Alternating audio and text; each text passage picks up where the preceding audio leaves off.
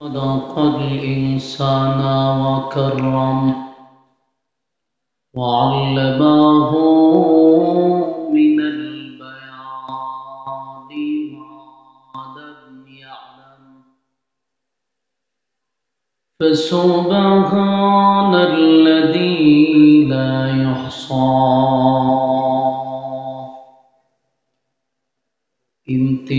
امتنانه باللسان ولا بالقلم ونشهد أن لا إله إلا الله وحده لا شريك له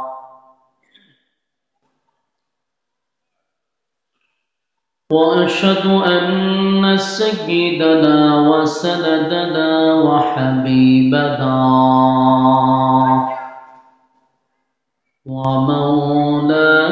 ومولانا محمدا عبد الله ورسوله أرسله بالحق بشيرا ونذيرا وداعيا إلى الله بإذنه وسراجا منيرا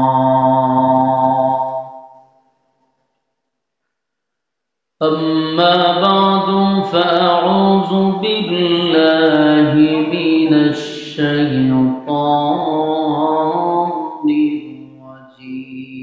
الرجيم بسم الله الرحمن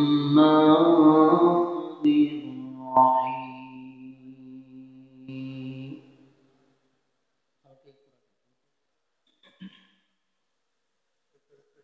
إلا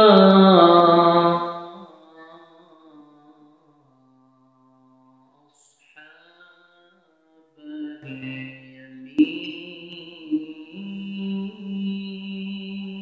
اليمين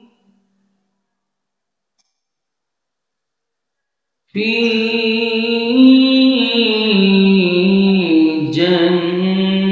جنات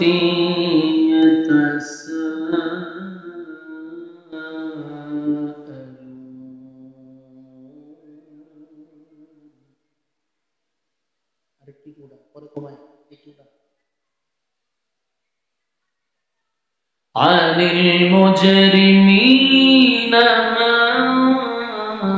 سلككم في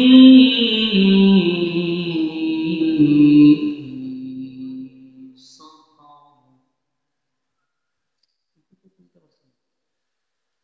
লেখা আছে জানি না কি লেখা আছে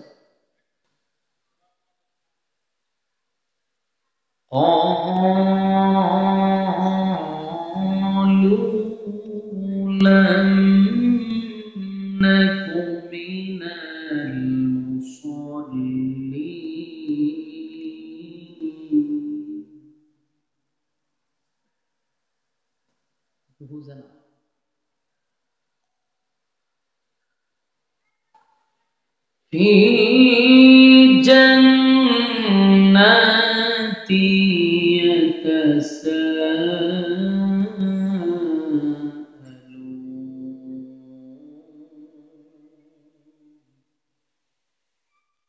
عن المجرمين ما سلككم في سقر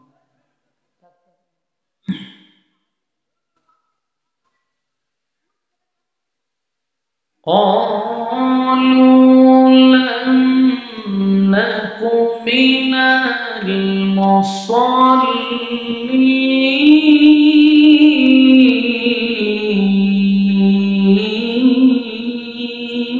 المصلين ولم نك نطعم المسكين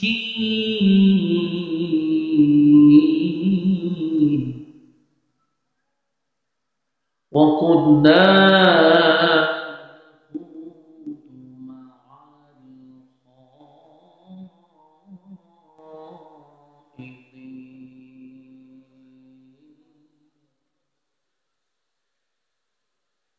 وكنا نكذب بيوم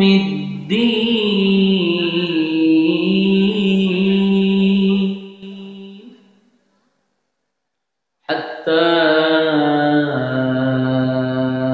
أتانا اليقين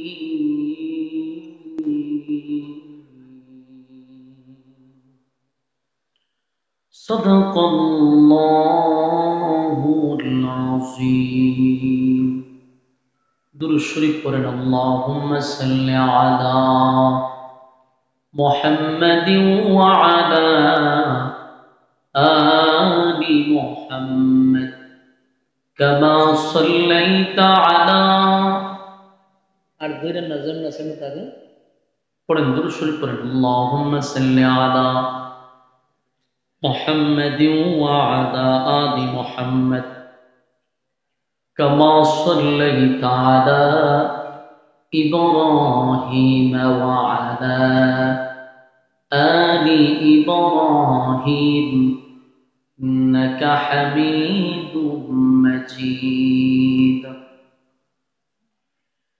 بختی کا چمک ستارہ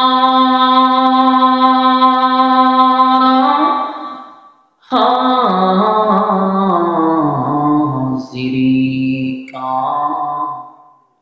ہو اشارہ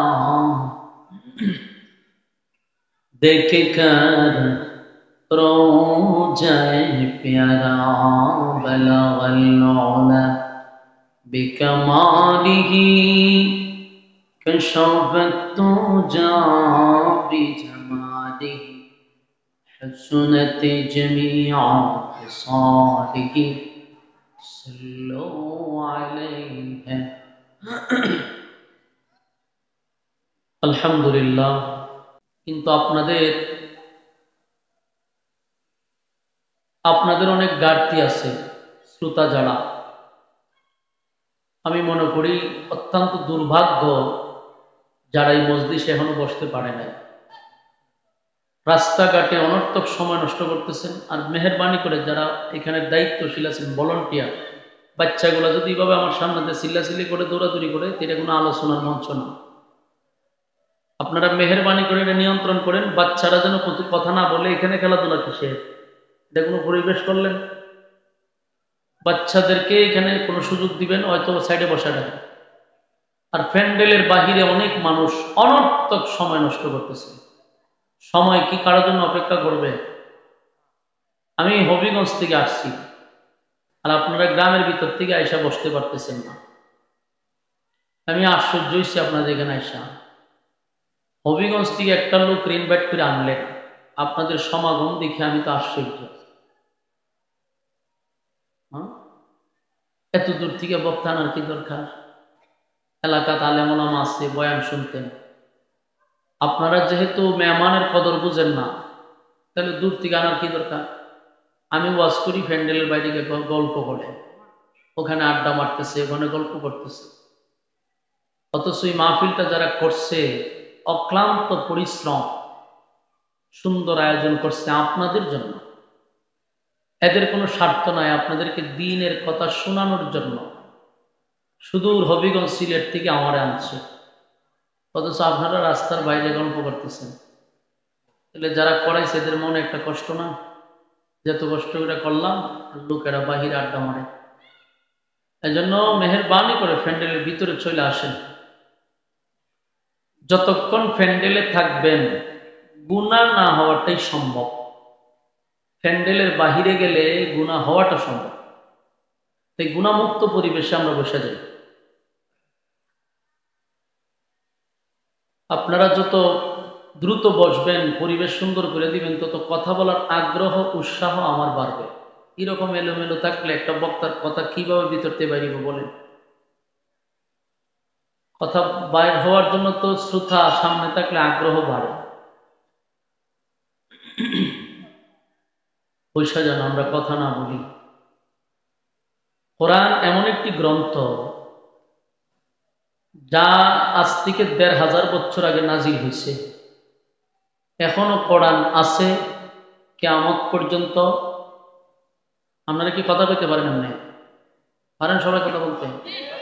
এইভাবে জবান বন্ধ করে রাখার মানেটা কি? না আমি বুঝবো যে আপনারা বোবা, তাইলে আওয়াজ দিয়ে মাস্টার কমান শীষ দেয় কেন, নয়েজ বন্ধ করেন। কোরআন ১৫০০ বাড়াইছেন কেন? কয়বার কথা বলছেন, কমা। কোরআন ১৫০০ বছর আগে নাজিল হয়েছে, এখনো কোরআন আছে, কিয়ামত পর্যন্ত কোরআন থাকবে। কোরআনের একটা মুজিজা হলো,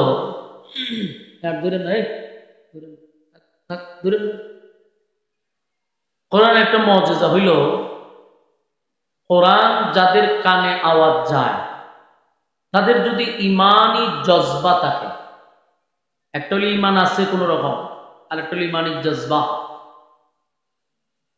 কোরআনি জজবা যাদের ভিতরে আছে, কোরআনের কথা শুনলে তারা ঘরে বসে থাকতে পারে না। এটার সুর শোনার সাথে সাথে তারা জায়গা পর্যন্ত চলে আসতে বাধ্য হয়, কারণ যদি তার জজবা থাকে। যেমন এক্সাম্পল, সাপ যে দৌড়ে এটারে কি কম? সাপড়িয়া। এরা সাপ ধরার আগে কিন্তু একটা বাঁশি বাজায়, বাঁশিটার নাম হইল বিন বাঁশি। এদেরকে যদি জিজ্ঞাসা করেন এই বাঁশিটা কেন বাজান, তো এরা বলে এই বাঁশির সুর শুনলে বিষাক্ত সাপ গর্তে থাকে না, এটা বাইরিয়া চলে আসে।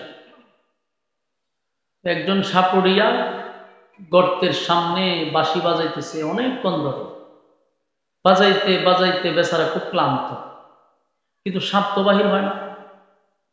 সাপড়িয়া চিন্তা করলো গর্ত আছে ২টা, গর্তের কাছেই বাঁশি বাজায়, গর্তের থেকে সাপ বাহির হয় না কেন? শেষে উনি কুদাল দিয়া, আহারে বাচ্চাগুলো একটু সরাই দেন না ভাই, চিল্লাচিল্লি করলে তো মনোযোগী দিকে চলে যায়, একজন দায়িত্বশীল লোক নাই। কুদাল দিয়া গর্ত খনন করছে, গর্ত খনন করে ভিতরে গিয়া দেখে সাপ ২টা বসা। কয়টা বসা? তো সাপুরিয়া বুঝতে পারছে যে আমি যদি কিয়ামত পর্যন্ত বাঁশি বাজাই, এই ২ সাপ গর্তের বাহির হবে না। কারণ একটা সাপের নাম হইল দুরা সাপ, আর একটা হইল মাইটা সাপ। এই ২ সাপরে আপনারা চিনেননি? কি বিষ আছে? যদি কিয়ামত পর্যন্ত বাঁশি বাজায়, এই ২ সাপ বাহির হবে না। কেন বাহির হবে না? বিষ নাই। বলুন কি নাই? এই যে এত সুর দিতেছে কিন্তু এর শরীরে কাজ করে না, এই জন্য শুনে লড়েও না। ঠিক তেমনি ভাবে যাদের ভিতরে ইমান এবং ইমানি জজবা আছে, কোরআনের সুর শুনলে তারা ঘরে বসে থাকবে না। আবার কিছু মানুষ কোরআনের আওয়াজ শোনার পরেও লড়েও না, এদের কি নাই? ইমানি জজবা নাই। যাদের জজবা আছে তারা প্যান্ডেলে চলে আসছে, আরো অনেক যারা আসবেন প্যান্ডেলে বসে যাবেন ইনশাআল্লাহ। আর ২-১ জন দায়িত্বশীল রাস্তায় থাকেন, বাচ্চারা চিল্লাচিল্লি করলে মনোযোগ নষ্ট হইব। আমি আপনাদের সামনে কয়েকখান আয়াতে কারিমা তেলাওয়াত করছি। এই আয়াতগুলিকে সামনে রেখে কথাগুলি বলার চেষ্টা করব। রব্বি কারীম তৌফিক দান করুন, আমিন। মনোযোগ সহকারে কথাগুলি শ্রবণ করবেন এবং মাঝে মধ্যে হ্যাঁ না ঠিক বেঠিক বলবেন। এর দ্বারা বলনেওয়ালার কথা বলার আগ্রহ বাড়ে। শ্রোতা যদি কম, এরপরে যদি আওয়াজটা জুড়ে দেন তাহলে আমার কথা বলার আগ্রহটা বাড়বে। এই সূরা যে আয়াতগুলি তেলাওয়াত আমি করছি, এই আয়াতের মধ্যে 4টা কর্মসূচি আছে। যেরকম কয়টা কর্মসূচি? 4টা কর্মসূচি আছে। যদি কোনো মুমিন বান্দাবান্দি এই 4টা কর্মসূচি পালন করে, তাহলে 4টা কারণে জাহান্নামে আর যেতে হবে না। আলহামদুলিল্লাহ কইতেও পারে। আপনি বুঝেননি যে কোন না কোনটা গণ লাগবো, আওয়াজ দিয়ে। 4টা কর্মসূচি আয়াতের মধ্যে আছে। যদি কেউ 4টা কর্মসূচি পালন করে, 4 কারণে জাহান্নামে তার যেতে হবে না, বেঁচে যাবে। তাহলে 4টা কর্মসূচি শুই না আমরা বাড়িতে যাবো ইনশাআল্লাহ। এখন আসুন 4টা কারণটা কি। কারণটা জানতে গেলে আমাদের প্রথম যাইতে হবে জান্নাতে। জান্নাতে ঢুইকা এরপরে জানতে হবে যে আমাদের 4টা কারণ কি। মেইন জায়গার থেকে তত্ত্বটা নিয়ে আসতে হবে। এই জন্য আপনাদের মনোযোগ দরকার। এই বিশ্ব পরিস্থিতির পরিসমাপ্তি আল্লাহ একদিন ঘটাইয়া দেবে।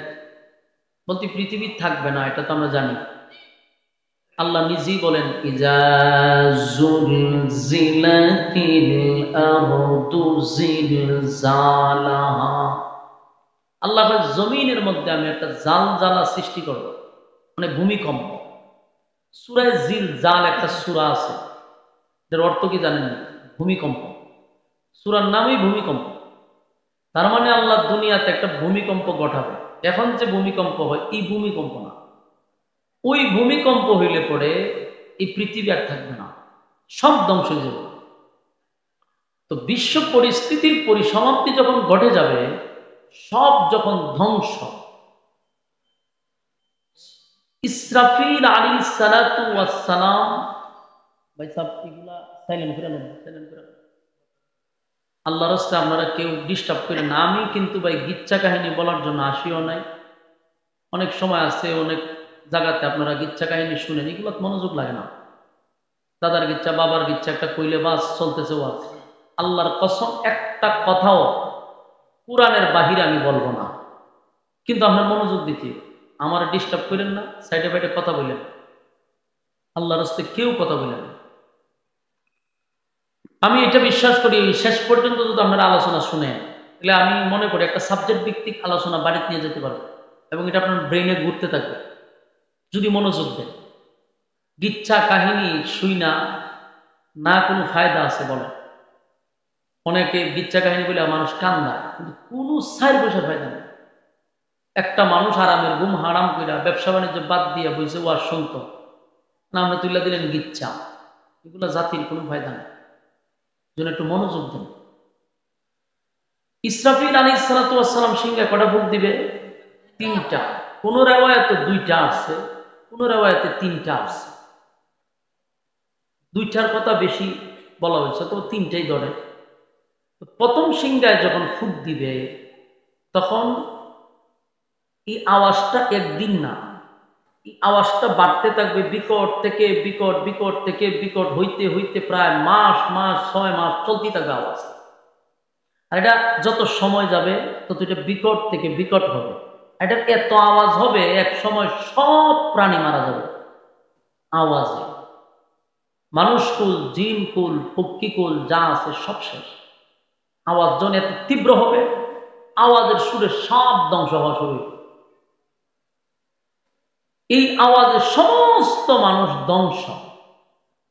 একটা পর্যায়ে আওয়াজের বিকট হইতে হইতে সূর্য পর্যন্ত টুকরা টুকরা হওয়া শুরু হবে, চন্দ্র টুকরা টুকরা হওয়া শুরু হবে, পাহাড় পর্বত ফাটল সৃষ্টি হবে।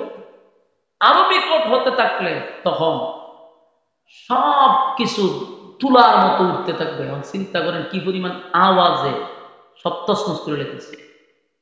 আবার শুরু হবে ভূমিকম্প, জালজালা, মানে মোট কথা সব শেষ। এর পরের যে ফুঁকটা দেওয়া হবে, এর পরের ফুঁক দেওয়ার পরে আল্লাহ রাব্বুল আলামিন বলেন, প্রথম ফুঁক এবং দ্বিতীয় ফুঁকের মাঝখানে একটা লম্বা গ্যাপ থাকবে। এরপরে একটা টানা বৃষ্টি হইতে থাকবে, বৃষ্টি। এই বৃষ্টি চলতেই থাকবে, পৃথিবী সর্বোচ্চ জায়গায় পানি দিয়ে পৌঁছবে। আরো ভয়ানক হবে কি, ওই পানির মধ্যে আগুন ধরে যাবে। আটলান্টিক মহাসাগর, প্রশান্ত মহাসাগর, ভারত মহাসাগর, আরব সাগর, যত নদী নালা খাল বিল আছে সবগুলোর মধ্যে আগুন দিলে যাবে, সব সমতল পানির মতো হয়ে যাবে। এরপরে আল্লাহ রাব্বুল আলামিন সবকিছুই ধ্বংস করবে। মালাকুল মউত আজরাইলকে বলবে যে বাকি কে আছে? আল্লাহ সব শেষ, ফেরেশতা কুল আছে। আল্লাহ বলবে ফেরেশতা কুল শুধু তোমরা 4 জন বাদে সব ধ্বংস করে দাও। ইসরাফিল, মিকাইল, আজরাইল, জিব্রাইল 4 জন বাদে সব শেষ। আল্লাহ জিজ্ঞাসা করবে আর বাকি কে রয়েছে? জিব্রাইল আজরাইল কয়ে হুজুর আল্লাহ আমরা তো 4 জন আছি, আর আপনি চিরঞ্জীব, আপনি তো আর মরণ নাই। আল্লাহ কয় তুমি বাদে বাকি 3 জনকে ধ্বংস করে দাও। আজরাইলও শেষ, আজরাইল বাদে মিকাইল, জিব্রাইল, ইসরাফিল 3 জন শেষ। বাকি রইল কে? আজরাইল বাকি।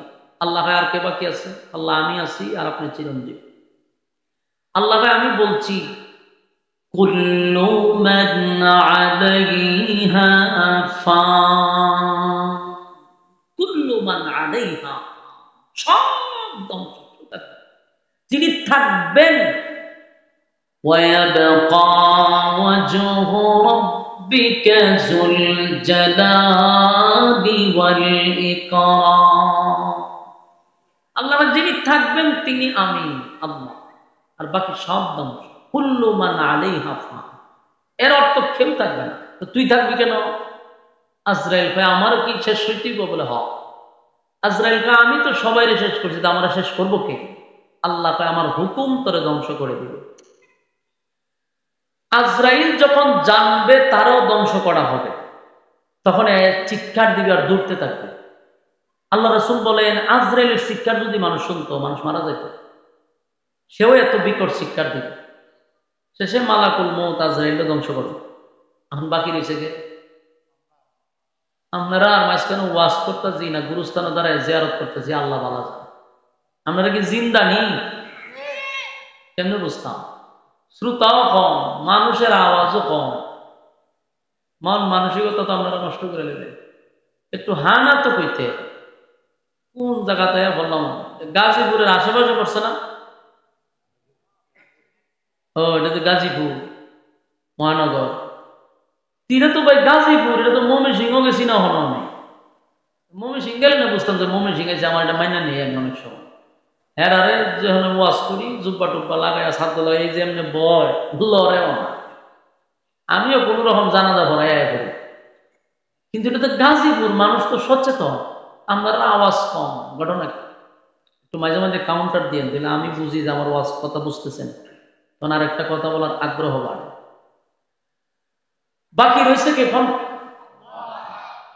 যখন তো সব শেষ, শুধু আল্লাহ বাকি রয়েছে। তখন আল্লাহ বলেন লিমানিল মুলকুল ইয়াউম, আল্লাহ তখন একা একা বলতে থাকে, তখন কেউ নাই, শুধু আল্লাহ। তখন আল্লাহ পৃথিবীর রাজা বাদশারা তারা কোথায়? তোদেরকে আমি বাদশাহী দিছিলাম, রাজত্ব দিছিলাম, রাজত্ব আর বাদশাহী পাইয়া বেড়াগিরি তো কম করছত না। এখন কোথায়? এই ভাই সাহেব মনিটরে আর একটু কমান, শুধু মনিটরে, অন্য জায়গায় না। আল্লাহ বলেন আজকে তোমরা কোথায়? কোন শব্দ আছে? তার নাই তো কেউ। আল্লাহ নিজে নিজে বলতেছে তোরা কো। পৃথিবীতে আমি কত রাজা বাদশা পাঠাইছি, ক্ষণস্থায়ী দুনিয়াতে সীমিত রাজত্ব দিছিলাম, এই পাইয়া তোরা কত কিছু করলি, আমার নাফরমানি করলি। আজকে তোরা কোথায়? কোন শব্দ নাই। তখন আল্লাহ নিজেই দেখবে কেউ যখন শব্দ নাই, আল্লাহ নিজেই কয় লিল্লাহিল ওয়াহিদিল কাহ্হার, আল্লাহ কয় আজকের একক রাজত্ব আমি আল্লাহ। সুবহানাল্লাহ। আসেনি এলাকা? এটা কোন সময় কোন কেউ মারা গেলে আমি জানি না তো, গাজীপুরের সিস্টেম হইতো তো। আল্লাহ বলেন আজকের একক রাজত্ব আমি আল্লাহ। রাজত্ব কার? আল্লাহ। সাউন্ড অনেক সুন্দর আছে, কিন্তু চালক বালা না। আমরা চালক বালা না তো। বুঝেন কম, কিন্তু সাউন্ড অনেক সুন্দর আছেন। কইছি একটু হালকা কমাইতে, কিন্তু সাউন্ডটা মিষ্টি হয়। এত আওয়াজের তো বিরক্ত লাগে, যত বই কমাই তো আরো বাড়ায়। হ্যাঁ আমার ঠিক আছে, আচ্ছা আচ্ছা আচ্ছা আচ্ছা, ঠিক আছে, কমাইবো কমাইবো। তো আল্লাহ রাব্বুল আলামিন বলেন, থাক থাক আর দিলেন, রাজত্বের একক মালিক আমি আল্লাহ। তো এই পরিস্থিতিতে যখন সব শেষ, আল্লাহ তখন আবার যে সিংহায় ফুঁক দিব, ইসরাফিলে শুধু আল্লাহ আবার ডাক দিব, উঠ। ইসরাফিল আবার জীবিত হবে, একটা দাঁড়াই, আল্লাহ সিংহায় ফুঁক দে, আবার ফুঁক দিলে পড়ে তখন সমস্ত মানুষের ভিতরে আবার রুহু আসবে। দেখেন সুবহানাল্লাহ, আসেনি কেন? এই যে অভ্যাস করেন, অভ্যাস করেন, মাঝে মধ্যে মাহফিল টাফিলও যাইবেন। আপনার এলাকাতে মাহফিল টাফিল খুব কমই হয়, প্রশিক্ষণ নেই। ইসরাফিল আলাইহিস সালাতু ওয়াস সালাম দ্বিতীয় সিংহে ফুঁক দিলে পড়ে মানুষ একটা কাদা মাটির থেকে দাঁড়াবে। ওই যে বৃষ্টি দিয়া যে সব সমান হয়েছে, কিন্তু সব সমান, তো মানুষ ওই মাটির থেকে উঠতে দাঁড়াবে। আর আল্লাহ সবগুলার ভিতরে আবার রুহু দিবে, কিন্তু রুহুতে দিবে, দাঁড় করাবে না, ভিতরে খালি রুহু আসছে। সর্বপ্রথম যাকে হাসরের মাঠে দাঁড় করাবে উনি হলেন সমস্ত নবীকুলের সম্রাট নবী মুহাম্মদুর রাসূলুল্লাহ সাল্লাল্লাহু আলাইহি ওয়াসাল্লাম। উনারা সবার আগে দাঁড় করাবে। নবীরে উঠানোর দায়িত্ব হইল জিব্রাইলের। জিব্রাইল আল্লাহর উঠে দাঁড়া, জিব্রাইল উঠে দাঁড়ায়, ওই যে তোমার দায়িত্ব হইল পয়গম্বররে আজকে হাসরের মাঠে সবার আগে দাঁড় করানো। তো জিব্রাইল উঠতেই চতুর্দিকে তালাশ করতে থাকবে, রাসূলের রওজা তো গায়েব হয় না, পাইব কেমনে? এখনকার পৃথিবী আর তখনকার পৃথিবী কি একরকম? সব সমতল, একেবারে যা আছে সব সমান। রাসূলের রওজা তো গায়েব হয় না। যে জিব্রাইল 24,000 বার রাসূলের কাছে আসছে, জিব্রাইল তো গায়েব হয় না, রওজা কোথায়? পাগলের মতো হয়ে গেছে। এক পর্যায়ে ইসরাফিল দিকে জিজ্ঞাসা করছে যে তুই যে সিংহায় ফুঁক দিলি, অন্ত আমি আর রাসূলকে তো গায়েব হইতেছি না, আমার দায়িত্ব ছিল ওনারে উঠানো, কোথায় এখন বল? ইসরাফিল কয়, বন্ধু আমার কাছে খবর টবর নাই, আমি ফু দিয়ে আমারও শেষ করে লেছি আল্লাহ। তখন বলতেছে তো আমি রাসূলকে পাবো কোথায়? হয় তুমি সবাই না জিগায় মাটিকে জিগাইলে কি হয়? মাটির ভিতরে আছে, মাটিকে জিজ্ঞাসা করো। জিব্রাইল মাটিতে তাবা দিয়ে তোর মধ্যে রাসূলকে কোথায় রাখছিস? মাটি কি কয় জানে? মাটি কয় আমার মধ্যে আমি নাই। ইসরাফিলের সিংহার ফুর ভরে আমি যে কই আছে আমি নিজে কইতাম, সব উলট পালট হয়ে গেছে। আমি রাসূলকে কোথায় রাখছি আমি নিজেও জানি না। জিব্রাইল আলাইহিস সালাতু ওয়াস সালাম পেরেশানির মধ্যে পড়ছে, পাবো কোথায়? শেষে আওয়াজ আসলো যে তামাম পৃথিবী তালাশ করলে পাওয়া যাবে না, হাসরের মাঠ তালাশ করলে পাওয়া যাবে না। যেখানে রাসূল শায়িত ওই জায়গাতে একটা আলো জ্বলতেছে, ওই আলোকে ফলো করতে থাক। জিব্রাইল আলো ফলো করে রাসূলের রওজার সামনে গেছে।